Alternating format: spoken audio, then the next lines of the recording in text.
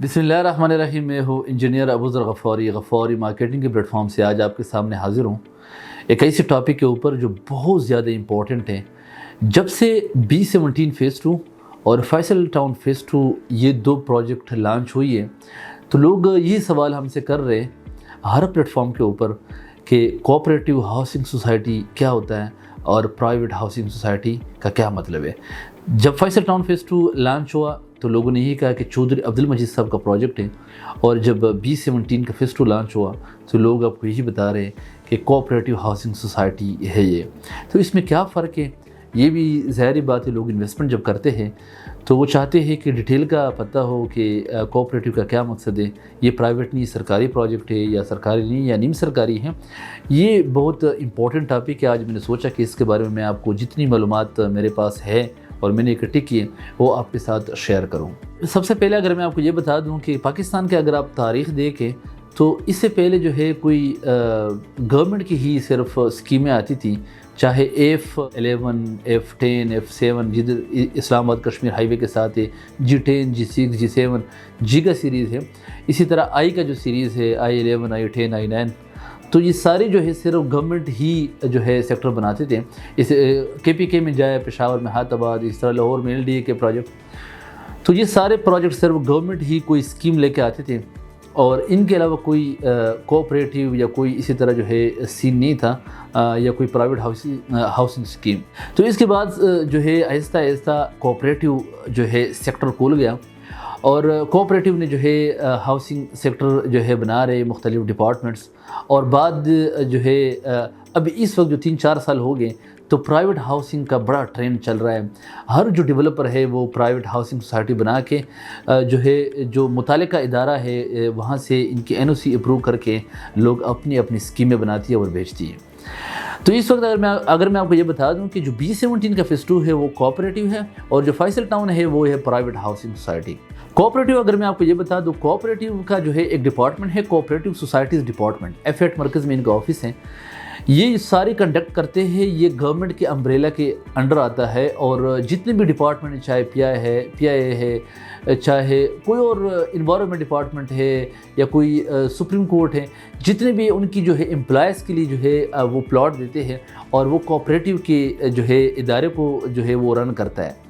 और हर डिपार्टमेंट का आपको पता है जो है अलग अलग DHA आप देखें, इसके अलावा जितने भी डिपार्टमेंट है वो जो है एयरफोर्स है, वो अपनी एम्प्लॉयज़ को जो है प्लॉट देते हैं और वो कोऑपरेटिव होती है वो सोसाइटी।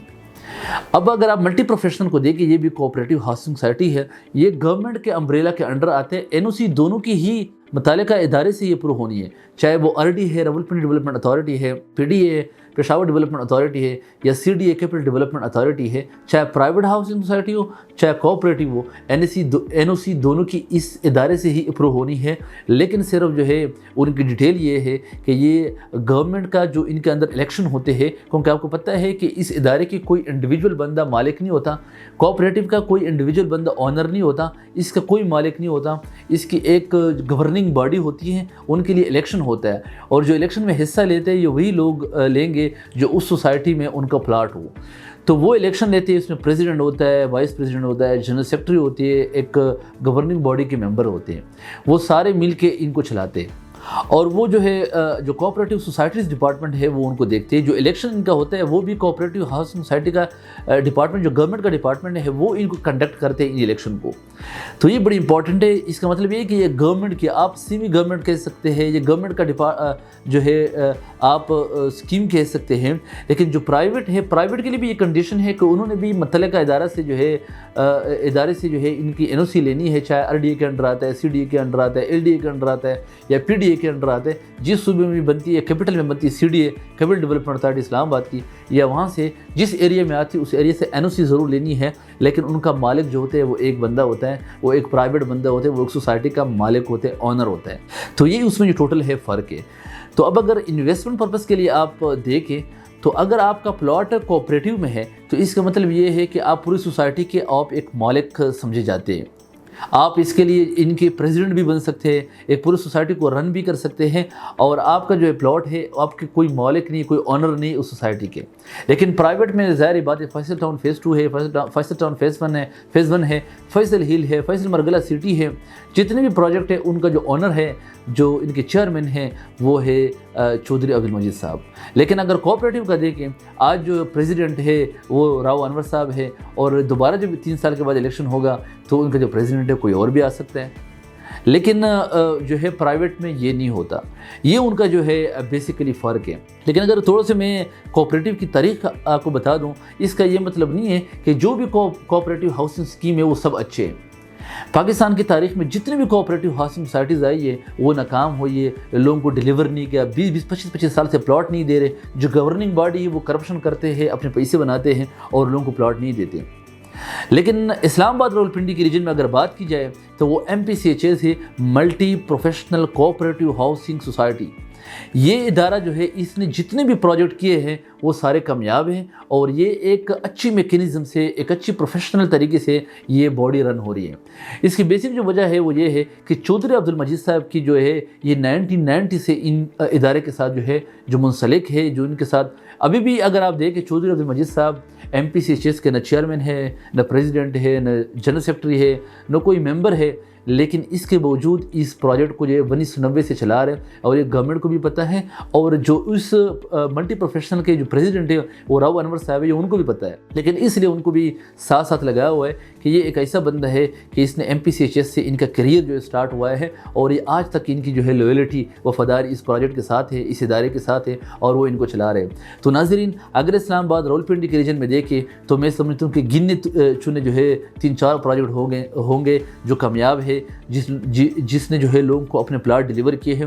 نمبر 1 اگر میں کہوں تو وہ MPCHS ہے، نمبر 2 جو ہے گلبرگ گرین ہے، اور ان کے علاوہ G15 جو ہے، لیکن G15 میں بھی جو G16 کے سیکٹر ہے وہ ابھی تک لوگ وہاں پسے ہیں۔